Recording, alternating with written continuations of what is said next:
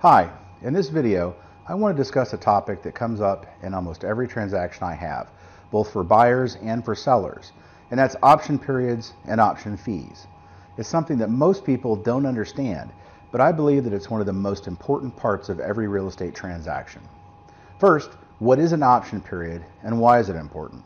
Well, the option period is a period of time stated in a total number of days agreed to by a buyer and a seller.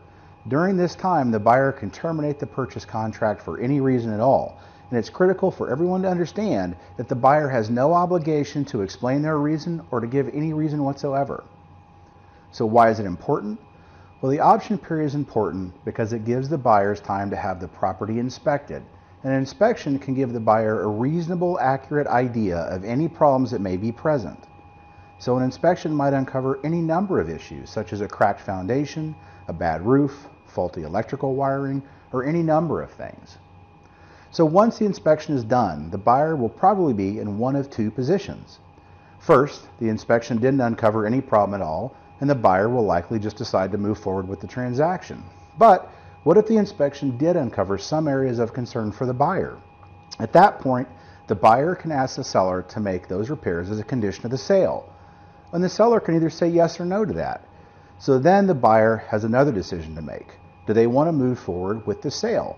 Remember, it's not always appropriate to ask a seller to make inconsequential repairs or changes that may jeopardize the whole transaction. So this will involve an honest conversation with your agent or attorney. So, now you probably want to know two things. How much is the option fee and how long is the option period? Well, there's no specific option period length, and it really varies from market to market. In Austin, I generally see option periods ranging from 5 to 7 days, but that can easily extend to a much longer period of time depending on the complexity of the transaction. For example, I once had a client who wanted to develop a mountain overlooking Lake Travis.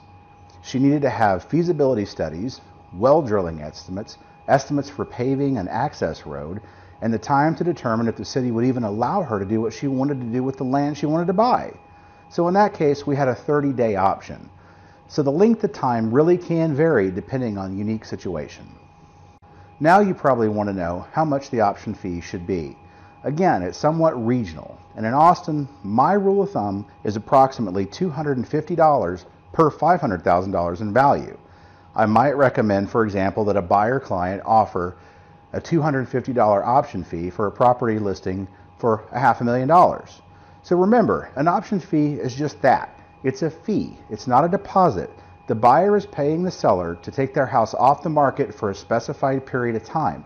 So unless the buyer and the seller agree, the option fee is not generally returned to the buyer. Now, keep in mind, like almost everything else in a real estate transaction, the option period and the option fee are negotiable. Now, let's talk about how the option fee is processed. So the buyer will submit either a personal or a cashier's check made payable to the seller. Then the buyer's agent will deliver that check to the seller's agent. This check absolutely must be with the seller's agent within 3 days, and that's critical. There could be serious legal consequences to the buyer if the fee is not delivered on time. Now I'll discuss how the actual option period is determined. The number of days in your option period can be found in your purchase contract. It's the number of days that the buyer and seller previously agreed upon. The first day of the option period will begin at 12:01 a.m. the morning after the effective date of the purchase contract. You should be able to find that effective date in your contract, or you can ask your agent or attorney what the date is.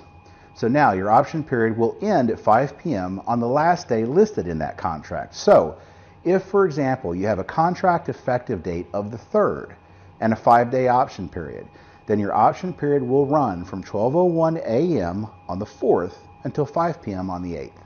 I hope this information proves to be helpful for you in navigating what may be a scary but usually exciting process of buying and selling your home. If you're in Austin, I'd love to hear from you, and maybe we can work together in person on your next transaction. I'm Rob Watson. Thanks for joining me. Take care. At least I got through it.